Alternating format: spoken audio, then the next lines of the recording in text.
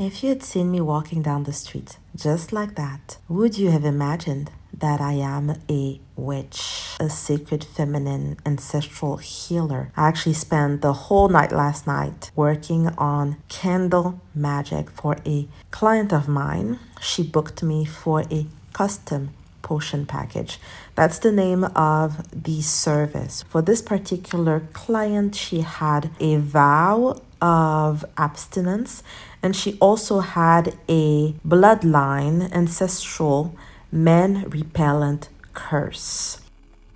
Good morning, my beauty. I am Miss Pravala. Those who've been following my work know me as MP. Before I start the video, I'm going to ask you kindly to press the subscribe button if you're not yet subscribed to my channel, and click on the bell icon so you're, notified, so that you get to be aware that I just posted a video and you rush and watch it. If you're a woman who has a womb that she doesn't know how to explore, she doesn't know she holds magic in her womb, and she doesn't know that her womb creates the ties to her spirituality, and all of her life here is the result of the magic of the womb, definitely you need to know my work. Don't forget to buy my program called Moaning to Manifest.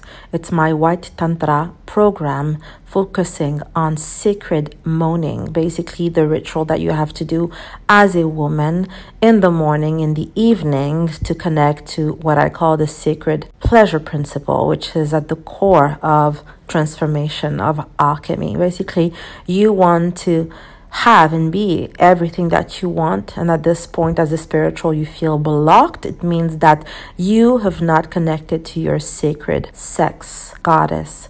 Sexual energy is what we are. So this is the program that I put together initially for my custom potion package clients. So they buy a potion that I made custom for them, and they get to practice their daily yoni womb tantric ritual, the principle of sacred moaning. It's a 35-day program going from one chakra to another, discovering the blocks that you have within you, becoming your own healer, and just really simply win at life. Be a spiritual, love the experience of being a spiritual, and connect with your own sacred goddess temple.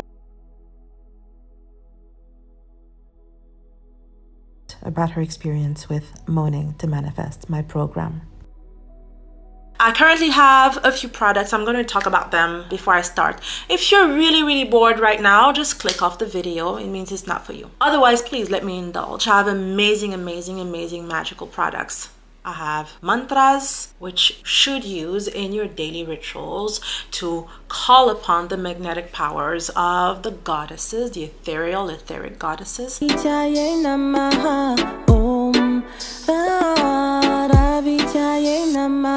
I have a book, which is really what you should start with when you're starting on this goddess spirituality. It's key because a lot of you spirituals are trapped in shadow work, trapped in healing all the time, trapped in maneuvering between mythology and pseudo Instagram, internet, TikTok, or blog knowledge. You don't know that in order to expand and be a magical sacred woman, only thing you have to never ever forget is the power of sacred self-seduction. God itself is pleasure. At least this is how it is taught in my culture. I'm from a Bantu tribe called Miene in Central Africa. We're also known as the mermaid tribe.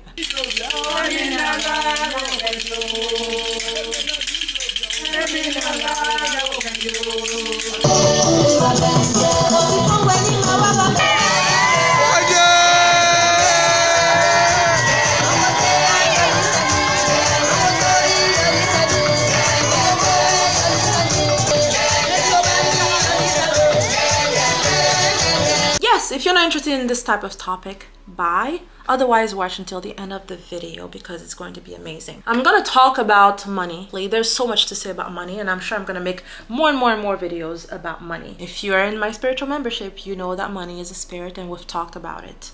The price we pay for things. Because in reality, whether you buy a piece of bread, whether you buy at a fashion store, or whether you buy something like someone like me produced, my potions, for example, or my jewelry, my sacred lingerie, why exactly people are paying the price they pay. So in other videos, I've talked about what it is to be magical, what it means, and you know, the ties to our ancestors and our divinities and all of that. Money is the expression of an exchange of that power that needs to be translated in material terms, that has to go from one hand to another. What does that mean?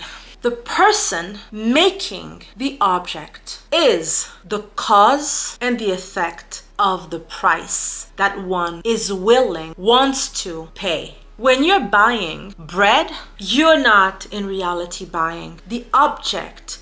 You're buying the energy and the sacred mission of the person who's making the bread. What you're buying is their sacred DNA. If someone is in full divine alignment and they're a bread maker, they're putting energy, which is a synonymous term with ancestral knowledge that has been passed down from generation to generation. They're reenacting a ritual that their ancestors have made hundreds of years ago. They may have improved or they may have tweaked a little bit, but it's still the same ritual, just the 2.0 version of it, aligned to the times that we live. You're buying not the expertise, you're buying the ancestry. You're buying someone aligned to their sacred mission and showing up as their divine self to you. That is why some people in their scarcity, whether wanted or unwanted, because some incarnations are just cheap,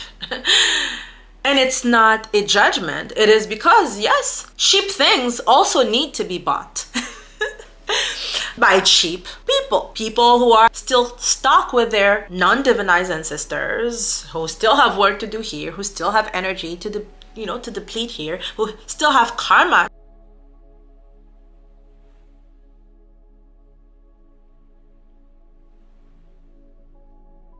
If you are aligned to your divinity, divinized ancestors, and your goddess is there, then you are, by definition, wealth. Because the moment you see something that you want, you should have had already the connection to the divinized ancestors that handle your banking, that handles your finances. So much money that you will not know what to do with it. When you're buying something, you're buying their magic. It's always a magical thing.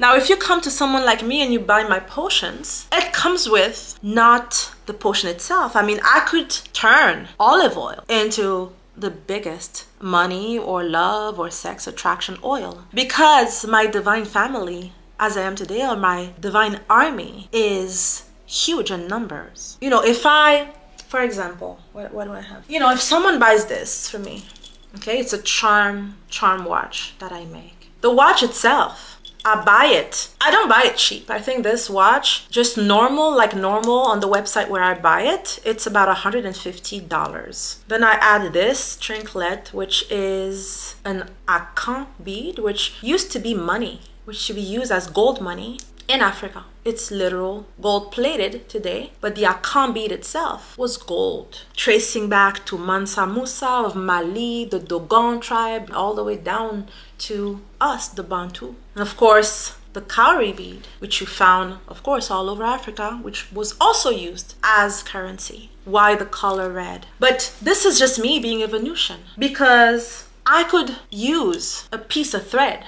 an irrelevant ribbon, like this, cut it here, doing a series of rituals and attaching entities to it, and it would be as powerfully magical as this one.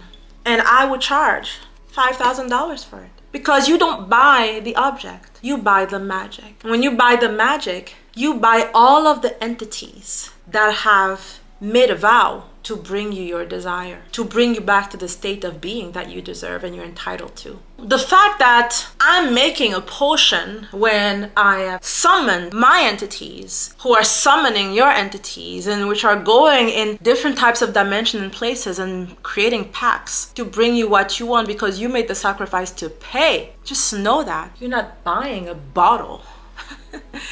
You're buying all of the entities that I have worked years upon years upon years to be tied to me so I can show up as the person of your choice.